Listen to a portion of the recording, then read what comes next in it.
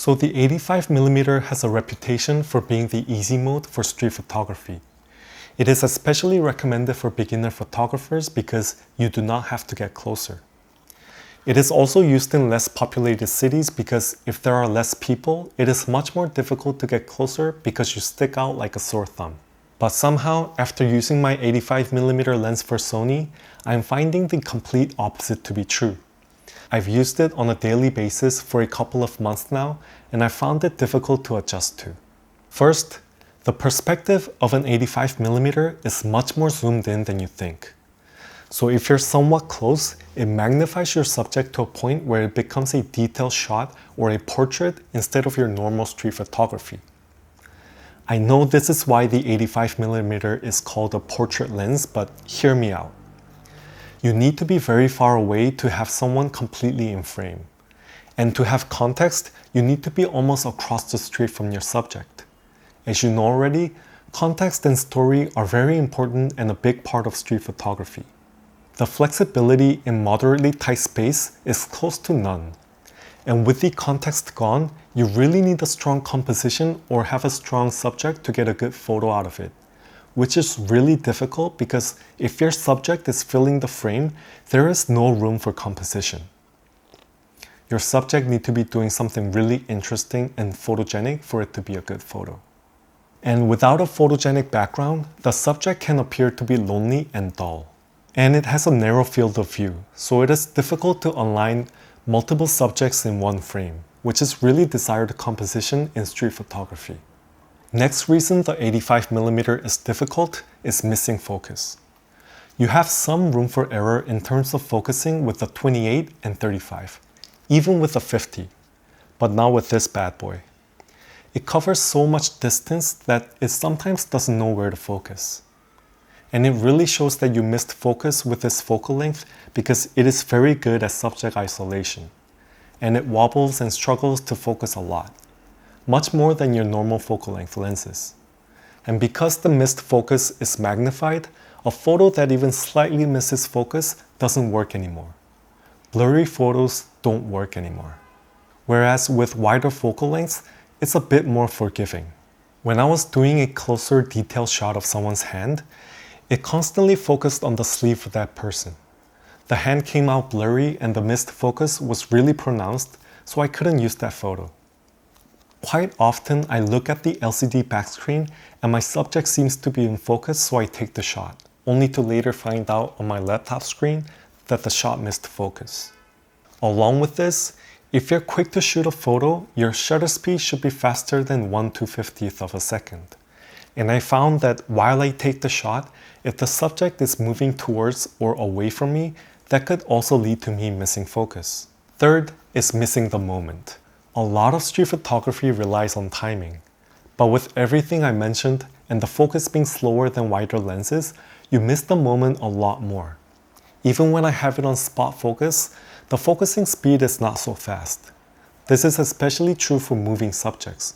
I like to shoot in low light situations, and the 85mm definitely takes longer to focus. So I miss my decisive moment quite often. So I learned to just pre-focus to prevent this. Also, the weight and size is usually bulkier and heavier than normal lenses, so it is not stealthy in that sense. I mean, sure, even with a small 35mm lens, my Sony full-frame camera is big, but with an 85mm, it could cause some intimidation because it looks more professional and it looks like it can shoot a cannonball. So yeah, I'm finding it really difficult to adjust to the 85mm. Or at least I'm struggling to get a good shot with the 85mm. I'm contemplating every time I go out if I should take the 85mm and practice with it or just forget about it and go with my comfort zone. Of course, the 85mm isn't all difficult or without a positive. What is easier on the 85mm is the reach. I mentioned it as a con before, but you do get to shoot far away subjects, so you are stealthy in this sense. And because it pulls the background in closer, with a photogenic background, it really looks better than wider lenses. About 2 years ago, when I was using the manual focus Nikon lens, I really enjoyed shooting with it because it was perfectly in line with what I wanted to do at that time, which was focusing to infinity on a photogenic backdrop and have my subjects as foreground, covering about 1/3 of my frame. I was in this phase for months, and now I'm looking back at those photos and I still enjoy looking at them. Honestly, this is the main pro of this lens that I found so far. I don't think bokeh and street photography goes well together, so the bokeh-licious nature is not really a plus for me. If street portrait is your thing, then that's another plus, but I'm not really into that genre. I hope I get to adjust and make the 85mm more comfortable, but from the looks of it, it could take a while. Maybe I'll sell it and get a 50 for the Sony, which is my favorite focal length. Oh, another bonus is layering. Because the foreground and background becomes larger, it makes those two components stronger. So if you have someone walking in your foreground and have a photogenic background, it should make a great photo. So with all that being said, I decided to take it out for a spin on my favorite condition to shoot, rainy night. And honestly, it was one of the worst photo shoots I had in a while. I didn't really come home with any keepers, but I decided to post that YouTube video anyways because I think it shows a realistic day in street photography. You can't always come home with a good photo. You need to be out more, walk more, and visit the same spots more and more to get a body of work that is worthwhile to show people. At this point, I'm curious. If you're not subscribed to the channel, then the 85mm in the title must have made you click. So how do you find the 85mm in street photography? Is it more difficult for you compared to other lenses, or is it easier?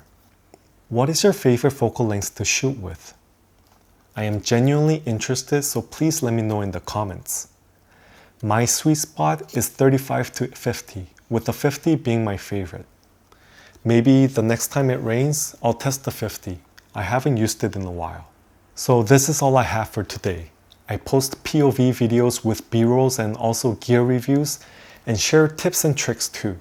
So if you liked what you watched, please leave a like and subscribe to the channel because it really helps out small channels like mine. Not to mention that it gives me more motivations to keep producing videos. Thanks a lot for watching, and I'll see you in the next one.